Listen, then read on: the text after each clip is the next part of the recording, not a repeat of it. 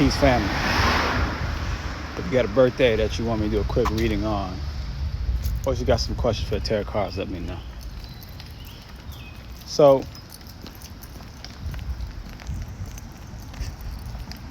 what's up, Ihawa? So, the whole point, thank you, appreciate it. So well, people practice spirituality for different reasons. They have their many purposes.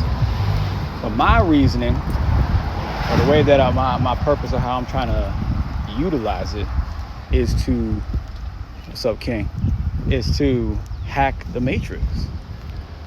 That is the reason why I use it. Now, everyone who practices spirituality, in a sense, is not necessarily hacking this matrix.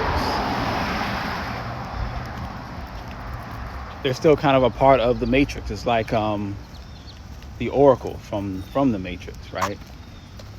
She's the Oracle. She could tell the future. She could tell, what you're going to do, what's going to happen. But she was actually a part of the Matrix. She was a program in the Matrix, right?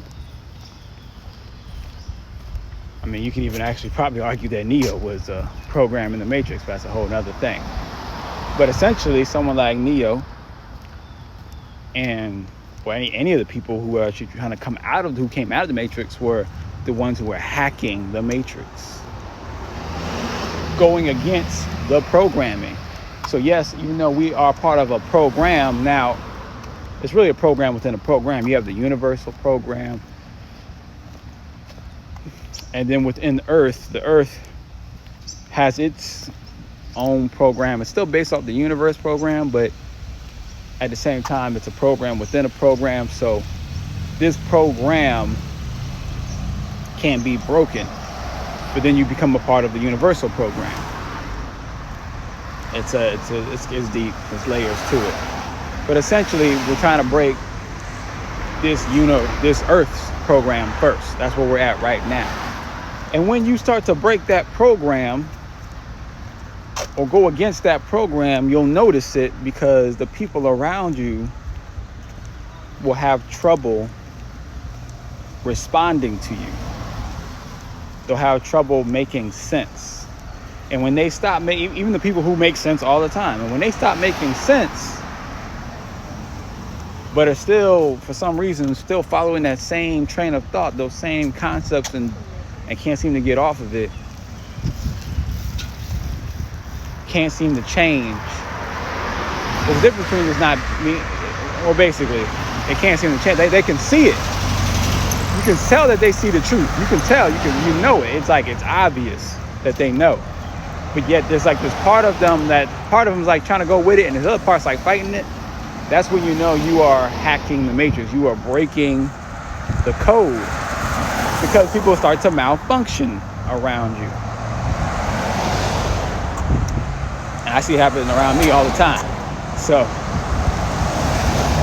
that's the whole goal of why I practice and study the occult, is to hack the matrix, to further break that code.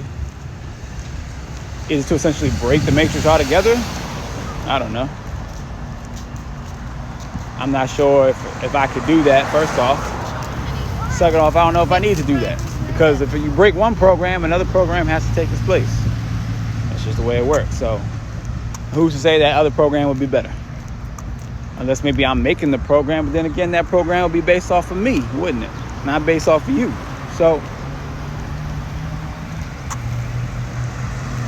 the best I can say is that to make it a little bit more tangible to the mind, when you are breaking, what you're really doing, what I'm really trying to do, is break one reality and usher in another reality, because they say we live in parallel realities. Even now, conventional science is admitting to this, though they always knew. They are now admitting to this, the fact that we live in these infinite parallel realities. And with enough ability and power, you can usher in those different realities. People do it actually all the time. Whenever they do a spell, a ritual, any type of intention setting, or what have you, they do it. Hold on, I'm gonna catch this. This one. Let's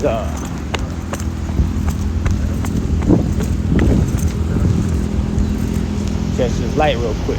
So people do it all the time, especially people who are born on a 7, or maybe like a really strong witch or warlock. They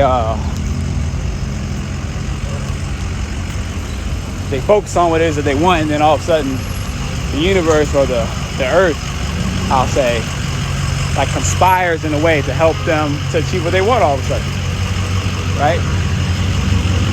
Or maybe they force someone to be attracted to them who really wasn't necessarily attracted to them like that, and all of a sudden they're just there and they really don't know why. That's you actually bringing in an alternate reality, but it's kind of mixing with your current reality in that case. And that's why there's like this malfunction, because you got like two realities kind of blending in at once, right? So it's like an incomplete hack. Yeah. But essentially that's what we want, though. We want to be able to shift in and out of different realities completely. That way you can live your best life. You can live the best of all worlds.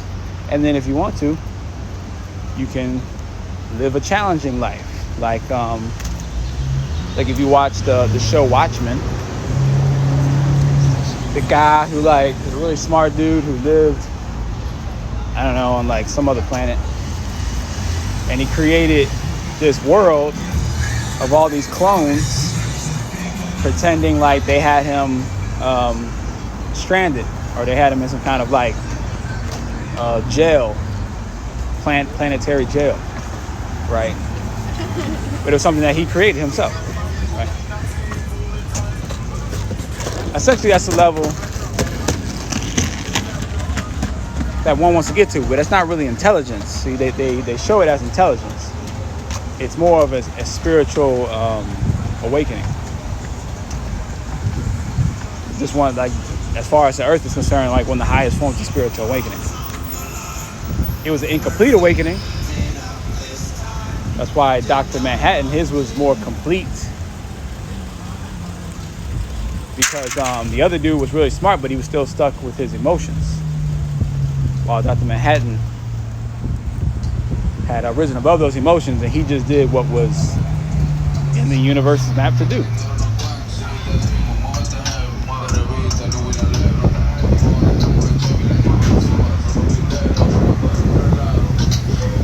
That's all I got for the hack, the Matrix hack.